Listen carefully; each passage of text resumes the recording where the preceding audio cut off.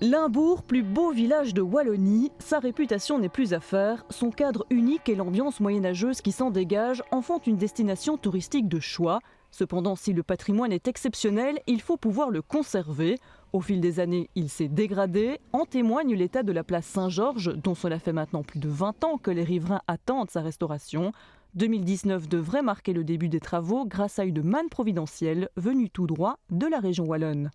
On vient d'obtenir effectivement un peu moins d'1 300 000 € de subsides pour le site historique de Labour.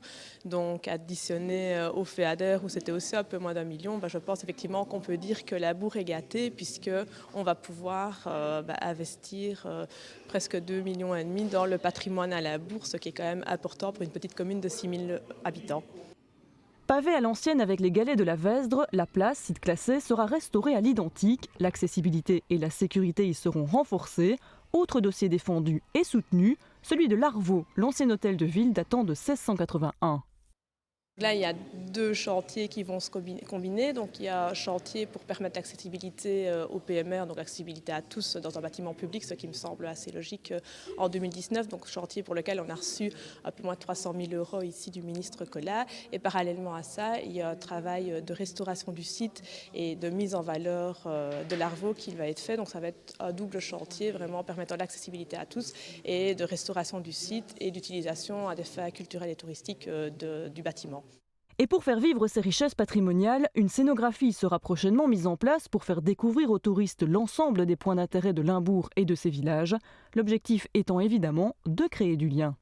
Nos différents villages, Goé, Vremont et Bilstain, regorgent de ressources et de potentiel, que ce soit naturel. On pense par exemple au barrage de la Borchenne du côté de Goé, ou bien au magnifique bois sur Vremont. À Bilstain, on a tout aussi une dynamique de produits de bouche et de produits de terroir qui est en train de naître avec des fromages, avec des brasseries. Donc c'est très intéressant.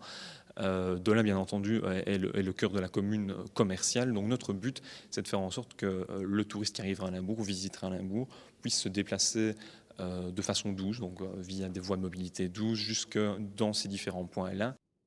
Une mobilité douce qui pourrait s'étendre aux communes voisines puisqu'une liaison cycliste avec Thimister-Clermont est aussi envisagée.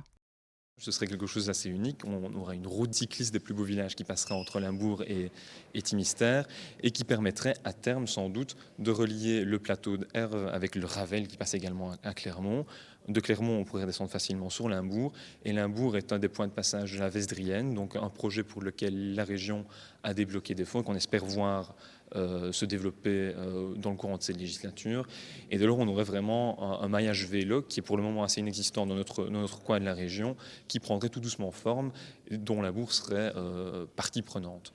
Précisons encore que l'église dominant la vallée et ses remparts font aussi l'objet de toutes les attentions, mais qu'il faudra là un peu patienter pour qu'à terme, la capitale de l'ancien duché retrouve son rayonnement de jadis.